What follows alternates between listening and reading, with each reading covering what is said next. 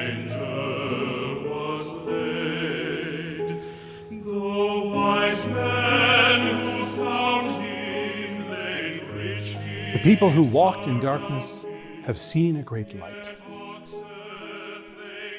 The Christian hope is the central message of the gospel, that in Jesus Christ God is reconciling the world to himself, and that we have been made ambassadors and stewards of that reconciliation. We are meant to go to the darkest places and shine the light of love into the places where darkness does not wish to be disturbed. Shining that light in all the places where humanity is left broken or afraid or imprisoned by shame, guilt, or loss. Central to that hope is that even in the darkness, God is moving, preparing, and acting for our good. The darkness cannot win, for darkness is only an absence, the lack of light. Christ breaks through that absence, filling the whole world with light and life. Since the very beginning, when the Spirit of God moved upon the waters of creation, God has been planning, moving, and acting, and preparing for the time that we are now beginning to celebrate. In the lives of the ancient elders, Abraham and Sarah, Isaac and Rebekah, Jacob and Rachel, and in the lives of King David and King Solomon, God has been preparing a way. Through the voices of the prophets, Isaiah, Jeremiah, Ezekiel or Haggai, Zephaniah and Malachi, God has been sending the light of his word into a world that sorely needed the transforming power of that light to come into our midst and make the whole world different. But then, in an ironic twist, God gets our attention by showing up, and in a way that none of us was prepared to receive.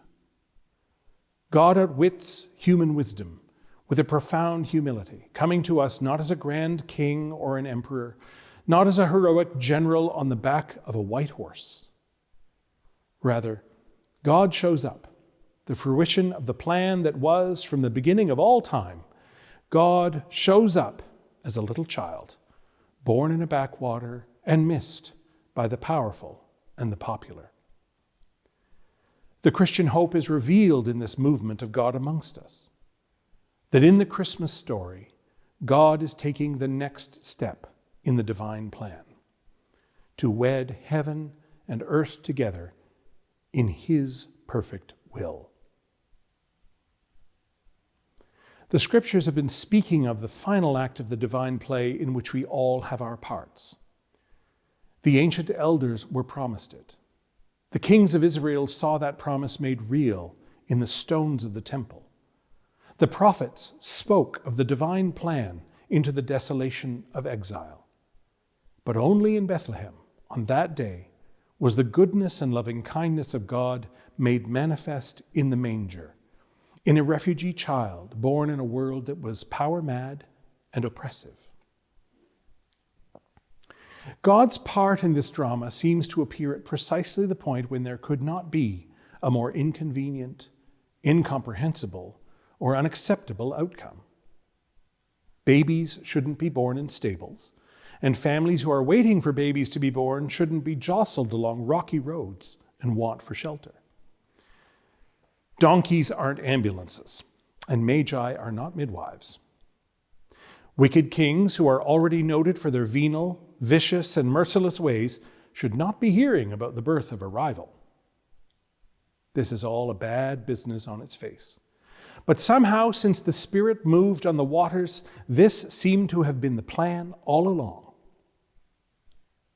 I am convinced that human beings make their worst decisions when they feel powerless. When desperation and despair are the primary motivators, humans tend to turn inward and fear those who are not like us, not one of us, or not from here. And as it was in those days so long ago when an empire spanned the known world of Joseph and Mary, where fear and uncertainty are at work in the hearts of people everywhere, as it was then, so it is now. But also, like then, there is expectation. The world seems to want to divide itself and descend further and further into camps, parties, and opposition to one another. The sense of hopelessness and powerlessness is palpable when spending time with anyone who struggles with the day-to-day requirements of food, shelter, and future. It's not just for the world into which the Christ child was coming. It is for this world today, to the broken, the fearful, the lost, and the despairing. An announcement is being made. Heaven will join earth in a little child. Though we might be filled with uncertainty about the future, we are filled with hope and expectation that heaven will be joined to earth in Jesus Christ. Think of this eternal plan when you gather for Christmas. Be filled with expectation, awe, and hope. And then let that hope transcend the factions and parties and desolations and dishonor, hopelessness and despair into which the world wants to descend. You might be tempted to live in fear and trembling because of the state of the world, but I encourage you to open your hearts to the Lord and to one another. Recognize in the smallness of the stable and the obscurity of the little town in a provincial backwater the place where God's great plan, the plan that predates time itself, is slowly coming to its perfect consummation and bliss. And then let your eyes be filled with miraculous expectation of heaven coming down to earth. Oh, come, let us adore him. Then haste we to show him the praises we owe him, our service he ne'er can despise, whose love still